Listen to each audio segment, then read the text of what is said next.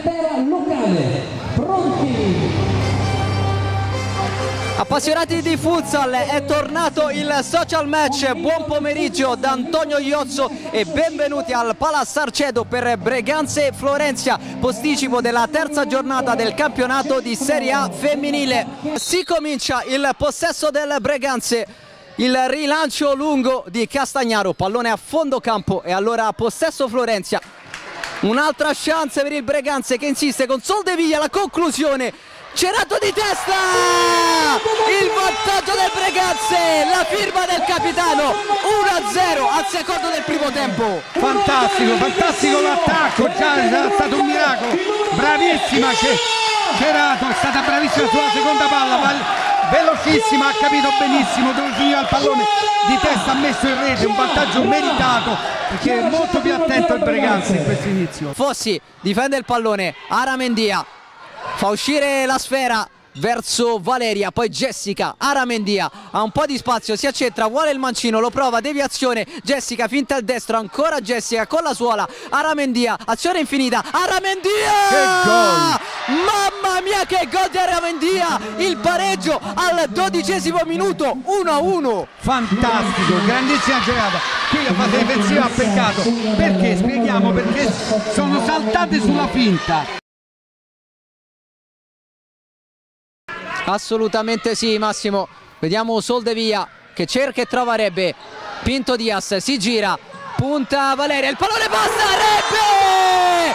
Destro terrificante, il Breganze torna di nuovo avanti al terzo minuto del secondo tempo. Che gol, ha spaccato la porta e ancora una volta determinante una seconda palla, una palla lì dove la fame del Breganze ha avuto la meglio, ha spaccato la porta Rebbe. Sei sempre lì a prendere pallonate ed è rischioso, devi cercare. Attenzione alla conclusione, un grande gol, un grande mancino di Jessica, 2-2 al nono del secondo tempo. Sono stato facile profeta anche questa volta perché sei troppo basso, allora questo atteggiamento tattico può essere buono se riparti poi. Un muro umano per il Breganze. Vediamo questa punizione, parte Marta, la conclusione, il tiro, la rete, il vantaggio del Florentia, 3-2 a 16-19 dalla fine del match. Qui il discorso è questo, mettere 3 giocatori in barriera e il portiere vicino e lasciare libero il pallo secondo me è un errore. È preferibile mettere 2 giocatori in barriera, il portiere e una sul palo opposto, sarebbe meglio. Infatti è andato a cercare l'angolino e lì non c'era nessuno. Comunque la partita.